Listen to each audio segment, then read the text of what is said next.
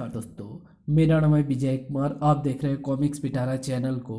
तो चलिए दोस्तों, राधा कॉमिक्स की शानदार स्टोरी को शुरू करते हैं जिसका नाम है खूनी इक्का। तो आप देख सकते हैं इसका कवर पृष्ठ जो कि कुछ इस तरह का है। तो चलिए इसकी शानदार स्टोरी को हम शुरू करते हैं। विकास लांबा बम्बई शहर के जाने माने उद्योगपति थे। नासिक में उनकी दो कंपनियां थी, एक दवा बनाने की तथा दूसरी कॉस्मेटिक्स की। शहर के संपन्न इलाके शालीमार में उनका भव्य बंगला था, पुष्पांजलि। दिन भर विकास लांबा व्यापार के मामलों में व्यस्त रहते हैं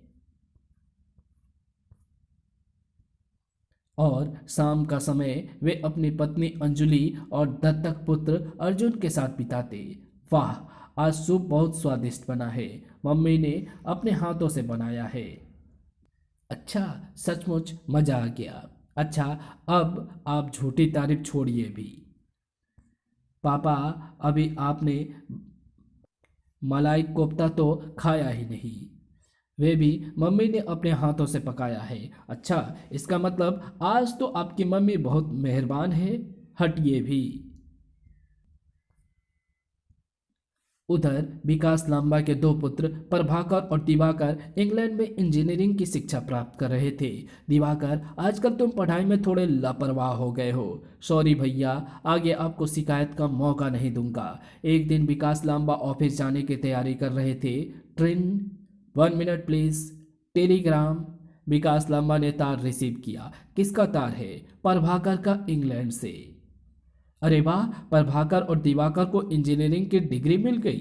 अच्छा, मैं तो आज भगवान को प्रसाद चढ़ाऊंगी। चढ़ा लेना भाग्यवान प्रसाद। लेकिन क्या? लेकिन अभी एक बात और, खुशी की बात तो मैंने बताई ही नहीं।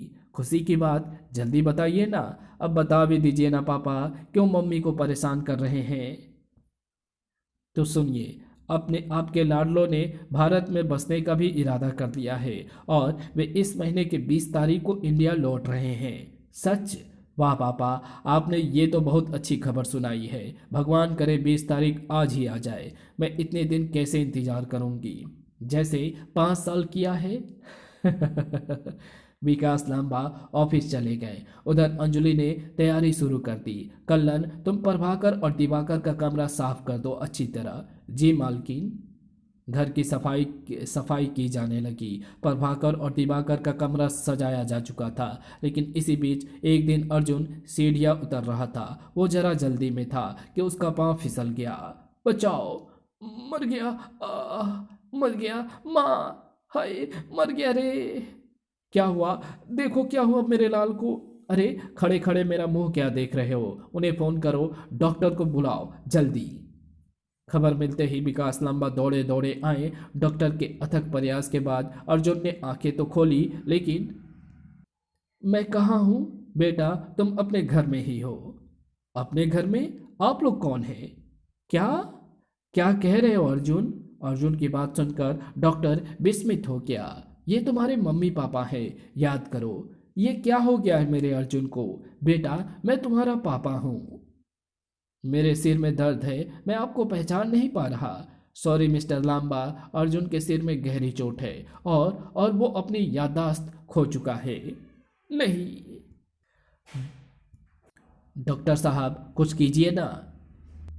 Mister Lamba, I will try my best. अब आप अर्जुन को आराम करने दें। दिन बीतते गए, लेकिन अर्जुन की हालत में कोई सुधार ना आया, बल्कि वो और गुमसुम सा रहने लगा। समय किसी का इंतजार नहीं करता। 20 तारीख भी आ गई और दिवाकर तथा प्रभाकर बम्बई पहुंच गए। हाय मॉम, जीते रहो बेटा, जीते रहो। हाय। बस बस बेटा, भगवान तुम्हें लंबी उम्र दे। अर्जुन भैया नहीं आए? दरअसल उनकी तबीयत ठीक नहीं है। क्या हुआ उन्हें? कार घर की ओर दौड़ने लगी। बेटा, अर्जुन अपनी याददाश्त खो चुका है, लेकिन ये सब हुआ कैसे? और रास्ते में विकास ने प्रभाकर एवं दिवाकर को सब कुछ बता दिया। थोड़ी देर पश्चात वे घर पहुंच गए। भैया, हमें पहचानो, मैं दिवाकर, मैं प्रभाकर। भैया, दिवाकर, कौन है आप लोग? अर्जुन, पहचानो इन्हें, पहचानो। प्रभाकर और दिवाकर अर्जुन की याददाश्त वापस लाने का प्रयत्न करते रहे। भैया याद करो, यहाँ हम टेनिस खेला करते थे।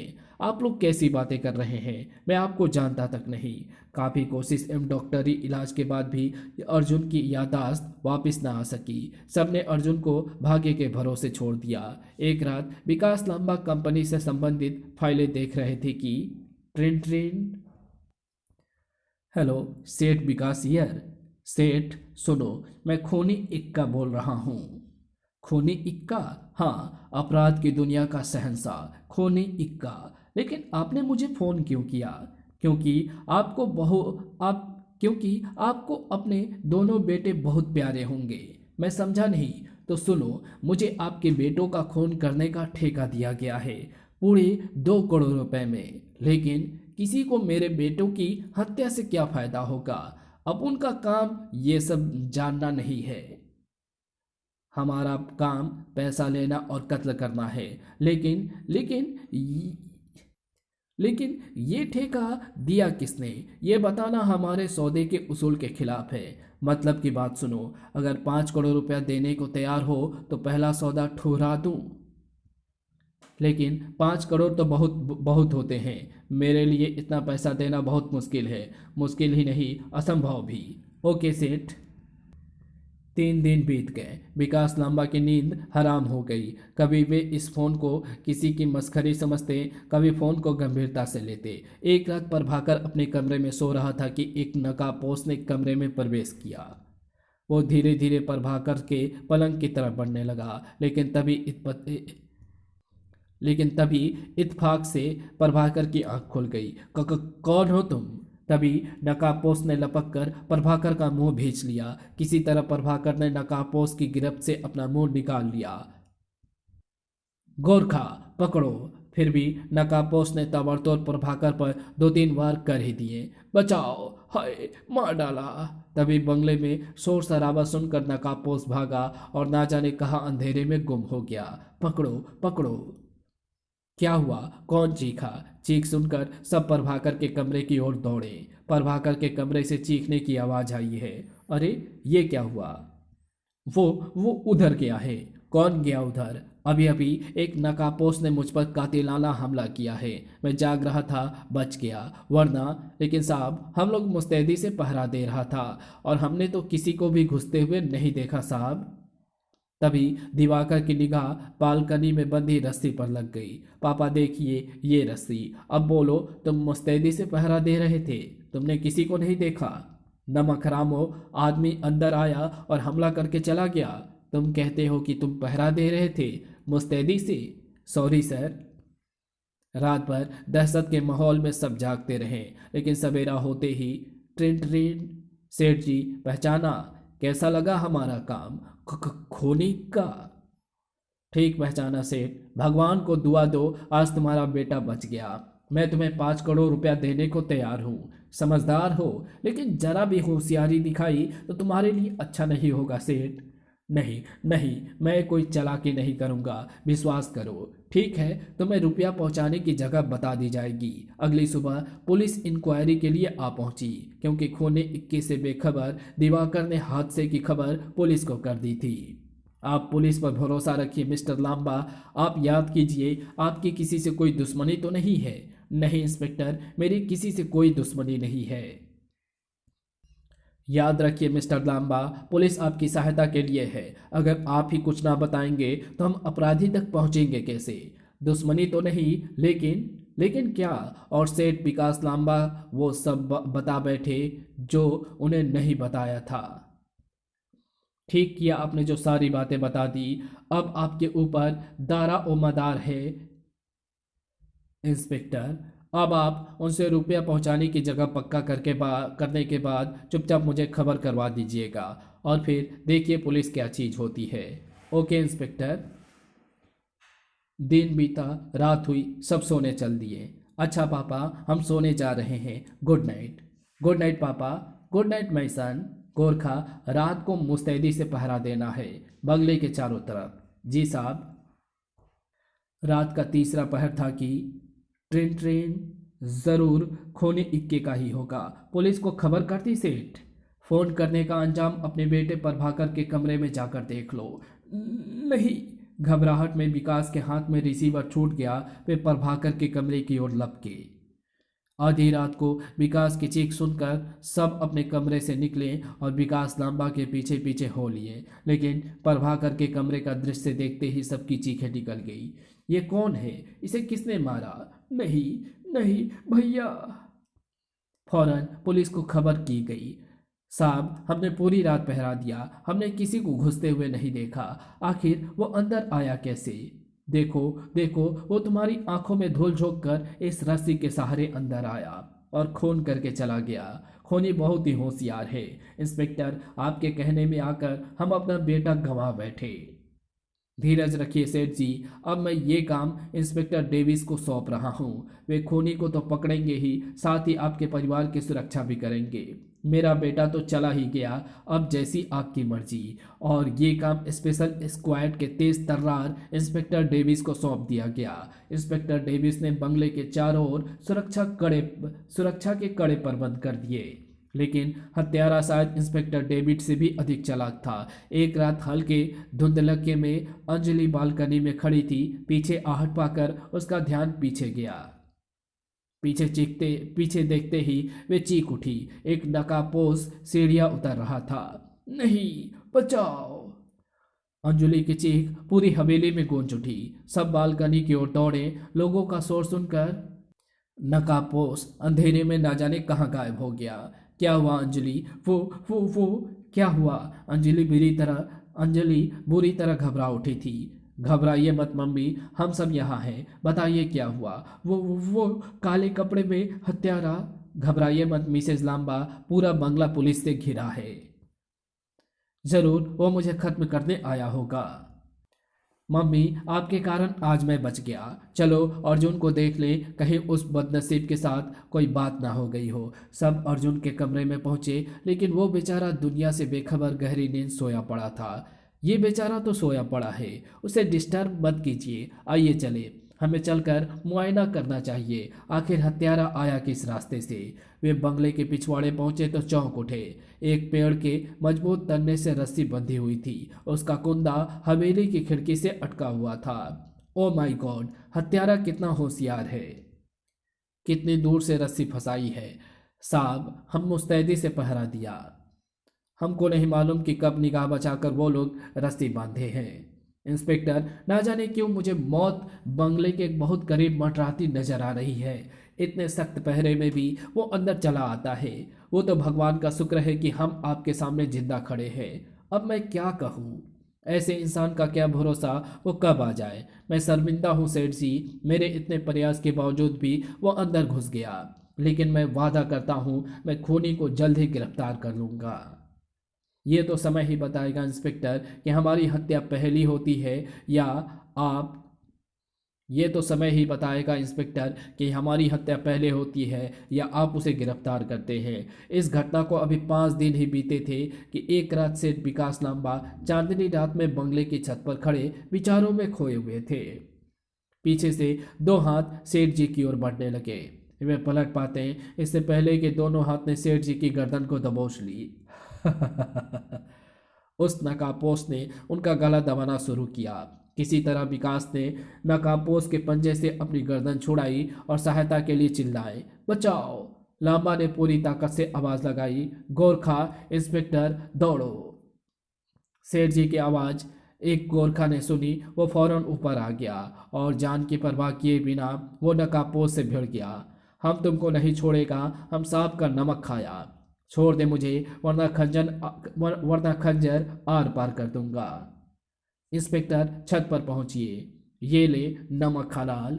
सेठ जी की पुकार सुनकर इंस्पेक्टर डेविस अपने साथियों सहित ऊपर आ गए। उन्होंने जमीन पर पड़े गोरखा के खून से लथपथ शरीर को देखा। अचानक गोरखा के हाथ में फंसे नकाब को देखकर उसके दिमाग में एक विचार कौंधा। ओह, देखा इंस्पेक्टर, अगर ये बहादुर ना आता तो इस समय जमीन पर इसकी जगह मेरा शरीर पड़ा होता। अगले दिन समाचार पत्रों में सेठ प्रभाकर का हत्यारा जल्द पकड़ा जाएगा। सेठ जी के एक गोरखा ने हत्यारे को पहचान लिया है। हाँ, उसने अभी इतना ही बताया है कि उसने हत्यारे को पहचान लिया है। Very good. अभी वो गोरखा पूरी तरह बोलने की स्थिति में नहीं है, लेकिन जैसे ही वो गोरखा दोबारा होश में आएगा वो सब कुछ बतला देगा। Thank you, best of luck mister Davis. Gorkha की देखभाल के लिए इंस्पेक्टर डेविस ने 3 डॉक्टरों की व्यवस्था हवेली के एक कमरे में ही कर दी थी। 4 दिन बीत गए। एक रात ठीक 12 बजे तीनों डॉक्टर नींद से उनीदे से सो रहे थे। एक साया बंगले में दाखिल हुआ। वो धीरे धीरे कमरे की ओर बढ़ने लगा जिसमें गोरखा बेहोश पड़ा था। वो गोरखा के पलंग के पास पहुंचा और खच। तभी पर्दे के पीछे से डेविस निकल आए। आओ बरखुरदार, आओ, आखिर तुम आ ही गए। मैं जानता था तुम जरूर आओगे अपने सबूत को खत्म करने। तीनों डॉक्टरों ने चोंगा उतारा। वे डॉक्टर के वेश में 3 सब इंस्पेक्टर थे जो डेविस की योजना के मुताबिक हत्यारे के इंतजार में वहां मौजूद थे। बरखुरदार, ये तीनों डॉक्टर नहीं, मेरे सहयोगी हैं। और जिसमें तुमने खंजर घोंपा है वो गोरखा नहीं, सिर्फ तकिया है। गोरखा का एक प्राइवेट नर्सिंग होम में इलाज हो रहा है और अब वो खतरे से बाहर है। खबर सुनते ही विकास लांबा का परिवार अंदर आ गया। अब अपना नकाब तो उतार दो खूनी इक्के। जैसे ही नकापोस गया सभी चौंक उठे। अर्जुन, तुम ठीक थे? तुम्हारी याददाश्त ठीक है? अर्जुन, क्यों खून किया तूने मेरे बेटे प्रभाकर का? अरे नमक हराम, तुझे तो मैंने अपने बेटे की तरह पाला था, लेकिन रहा मैं आज तक पराया ही। पराया? क्या मतलब? इंस्पेक्टर, मैं विकास लांबा का सगा बेटा नहीं हूँ, पूछिए इनसे। क्या? मैं मैं विकास साहब के जिगरी दोस्त जीवन दास का बेटा हूँ। लेकिन तुमने प्रभाकर का खून क्यों किया? बताता हूँ, सब बताता हूँ, सुनिए। मेरे पिता सेठ जीवन दास 2 कंपनियों के मालिक थे। मुझे बदनसीब की माँ बचपन में ही मुझे छोड़कर चली गई थी और मेरे पिता कैंसर के मरीज थे। आज के ये बड़े इंडस्ट्रियलिस्ट विकास लांबा उस समय एक मामूली स्कूल मास्टर थे। क्या? हाँ, लेकिन मेरे पिता के मित्र भी। मेरे पिता जानते थे कि उन्हें कभी भी ऊपर से बुलावा आ सकता था। उन्होंने अपने मित्र पर भरोसा करके उन्हें मेरी जायदाद का ट्रस्टी बना दिया, लेकिन इन साहब ने ऐसा चक्कर चलाया कि ट्रस्टी की जगह मालिक बन बैठे। मैंने फिर भी सब्र किया, लेकिन एक रात मैं विकास लांबा के कमरे के आगे से गुजर रहा था कि अंजलि, अब प्रभाकर और दिवाकर आने वाले हैं, दोनों को एक एक कंपनी देकर खुद आराम से बैठूंगा। और अर्जुन, हाँ हाँ मालूम है, ये कंपनियां उसके बाप की है। इसे भी कंपनी में कोई छोटी मोटी नौकरी दे देंगे, ज़्यादा चीच ऊपर करेगा तो रास्ते से हटा देंगे। कौन जानता है ये कंपनी का असली मालिक अर्जुन है। मेरा स्वाभिमान जाग उठा। मैंने फिर भी इन्हें मौका दिया। इनसे 5 करोड़ की मांग की, केवल 5 करोड़ की, लेकिन इस लालची से 20 करोड़ ठुकराने के बाद भी 5 करोड़ रुपए ना दिए गए।